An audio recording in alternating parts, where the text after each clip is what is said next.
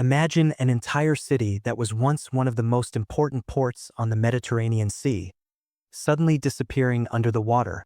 We're talking about a place not far away. A place right next to the coast of Alexandria, but buried deep in the sea for centuries. This story was never just a tale. It's more real than you can imagine. This city was once called Heracleion by the Greeks and Thonis by the Egyptians. It was Egypt's gateway to the sea before Alexander built his famous city. But before we start, hit like, subscribe to the channel, and turn on notifications so our videos reach you first. In ancient times, the Nile Delta had many islands, and there was a thriving region bustling with trade from every direction. But something strange happened. Everything disappeared.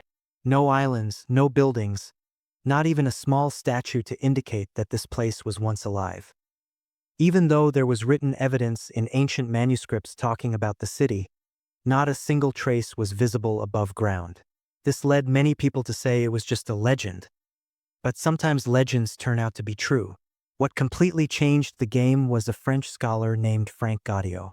He wasn't a historian, an archaeologist, or someone involved with the sea. He was a statistician, meaning his work was all about numbers and data analysis. But he had a passion for the world of ancient civilizations, and because of his love for the subject, he decided to leave his job as a financial consultant and dedicate himself to diving and underwater research.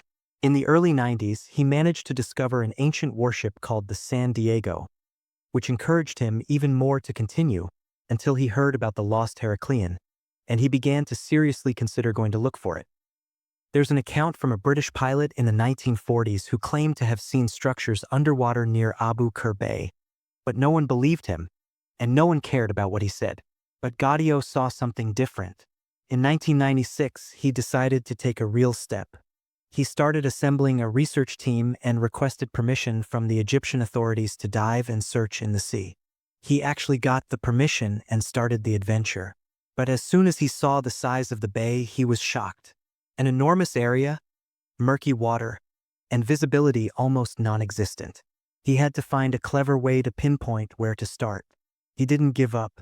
He partnered with a French agency specializing in nuclear energy, and together they developed a device that measures the magnetic field of the seabed and determines if there's any strange object buried under the mud. The discovery unfolds. After years of work, they started picking up signals. And indeed, in the early 2000s, the team discovered massive stone walls underwater, systematically arranged, and doubt began to turn into certainty. As soon as the divers descended to the seabed, they found huge stones scattered as if they were remnants of buildings. At first, no one believed it, but the magnetic survey revealed two walls extending for distances, one in the south 150 meters long, and the other in the north.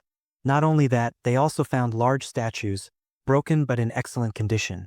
Huge statues of ancient kings, some reaching 5 meters in height, and it was clear they had been buried for centuries. They also found traces of an ancient temple, carved stones, and strange inscriptions, including a stone slab written in Greek, telling about a hero named Heracles, who clearly held a significant place in the city. What they discovered proved that this city was not ordinary.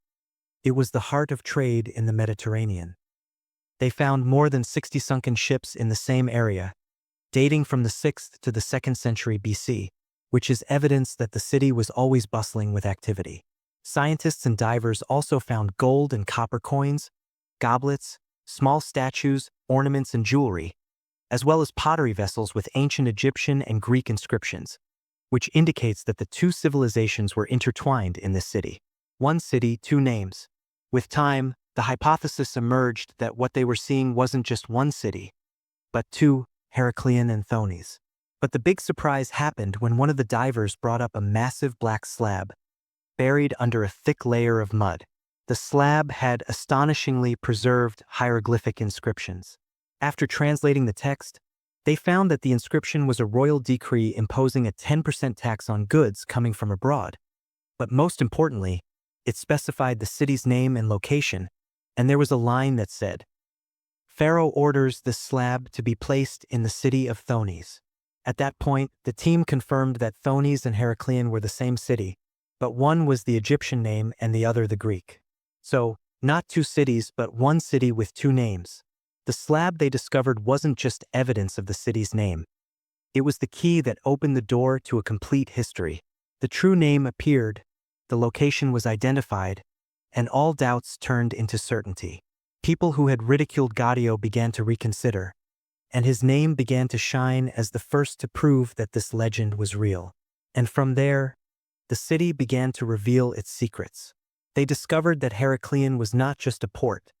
It was a commercial and political center. The city was full of massive docks and plazas, and berths for merchant ships, and there is evidence that it was a center for collecting taxes on goods coming from other countries. The city's decline and rediscovery. Evidence suggests that the city was founded approximately in the 8th century BC and remained active until natural disasters such as earthquakes, land subsidence, and rising sea levels occurred, which caused it to completely sink.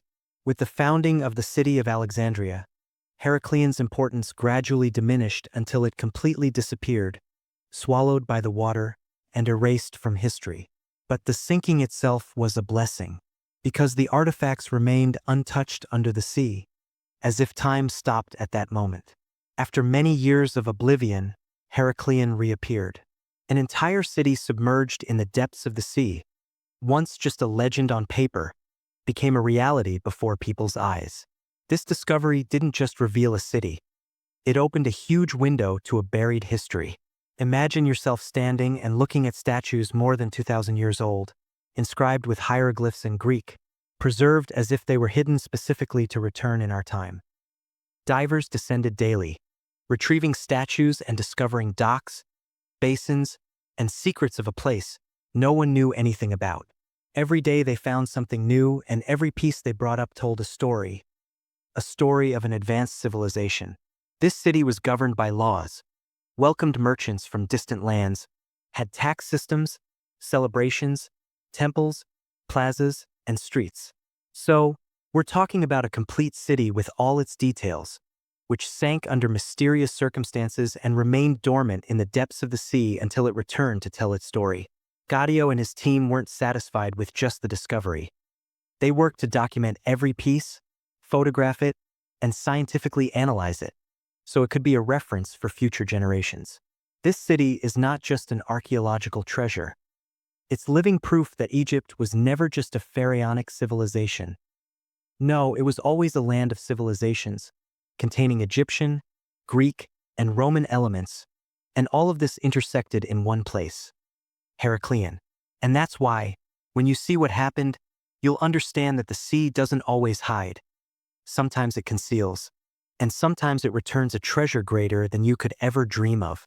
And after more than 1,000 years of sinking, the city is returning to light. This is not the end. On the contrary, it's just the beginning of bigger discoveries that could emerge at any time, in the same sea, or in other places that no one has yet explored. Share your thoughts in the comments. What caught your attention the most in the story of Heracleion? If you have strange topics or historical secrets you'd like us to tell, write them in the comments. And don't forget to support us with a like and share. See you in the next video.